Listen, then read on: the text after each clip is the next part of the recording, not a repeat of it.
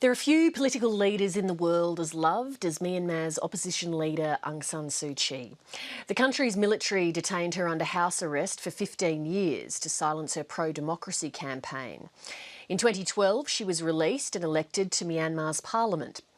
But her influence and that of her party is still severely curtailed due to a constitution that enshrines the nation's political power in a military that has in the past ruthlessly and violently stamped out dissent. Aung San Suu Kyi would like to run for president in 2015, although the constitution bars her from doing so. She's currently in Australia, where she's asking the Australian government and public to back the people of Myanmar in their push for democratic reform. We spoke in Canberra late this afternoon. Aung San Suu Kyi, lovely to meet you. In the past couple of years, Myanmar has made some notable political and economic progress. What do you consider to be the greatest challenges to the sustainability of that? We need to go for genuine democracy, not disciplined democracy as anticipated by the previous regime. And of course, you know that 80% of the members of this government come from the old government.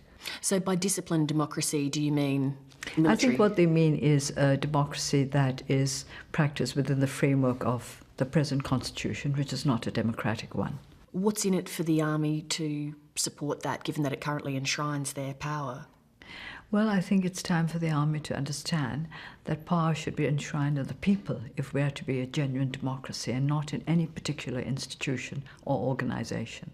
The Burmese military has shown no reluctance in the past to use violence to crack down on dissent. Is there a risk that in this push to amend the constitution that you could face the same sort of situation again, or are we beyond that now in Myanmar? I don't think we can say that we're beyond any particular situation, but at the same time, I don't think it's such a great risk either, because times have changed, and I think there are a great number of people within the military who wish to be an army that is honoured and respected and trusted by the people. I don't think they want to see themselves as apart from the people.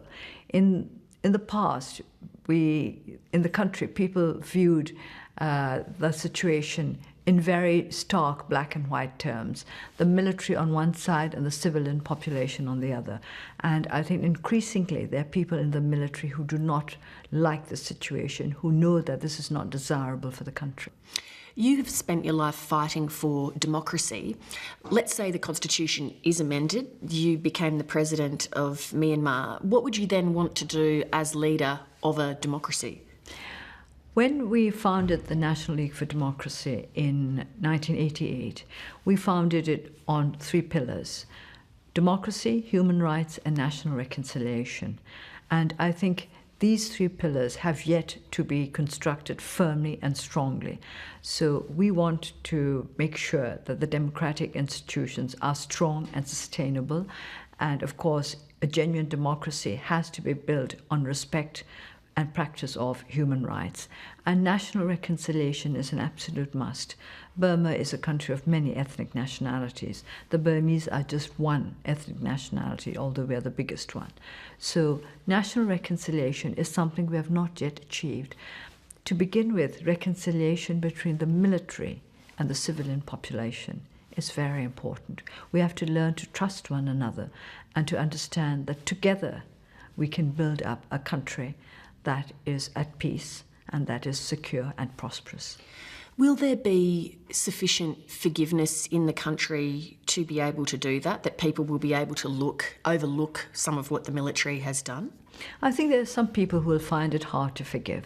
And I don't think this is something that is abnormal or unnatural, because some have suffered under the military regime. I do not have any desire for vengeance, but I also accept that I was treated well. I was placed under house arrest, but that is all. I was not ill-treated the way our people were ill-treated in prison. And while they may have reviled me in the state newspapers, which they did almost on a daily basis at one time, when they came to see me, and any contact I had with the authorities and security forces, they were always respectful. They always behaved very well with me.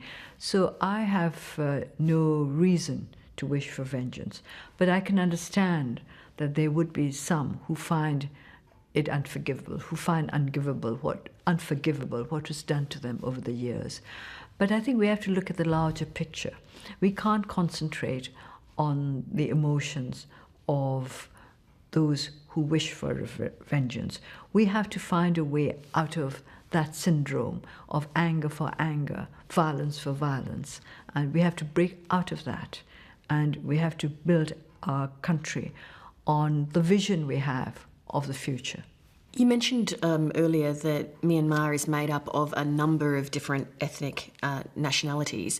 One of the criticisms that has been made of you recently is that you're not doing enough to stand up for some of those ethnic minorities. What do you say to that? I think you're probably talking about the Muslim population in the Rakhine and about the Kachin state. Now, let's take the second one first. The Kachin Independence Organization, the KIO, are having official peace talks with the government. And I'm a bit puzzled when I'm told, why am I not criticizing the army? Why am I not speaking up for the Kachins?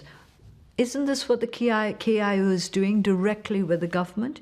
When they are engaged in direct peace talks with the government, why are we supposed to then stand up and condemn one side or the other?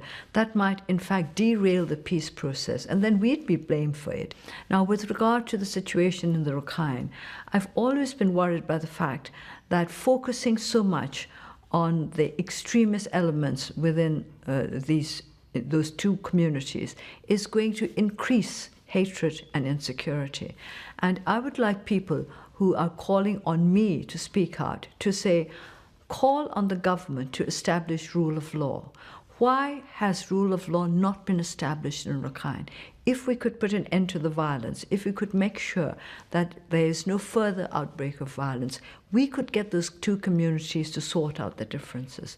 You have made choices in your life that have entailed a degree of personal sacrifice. What do you think has been the hardest thing about the path that you have chosen?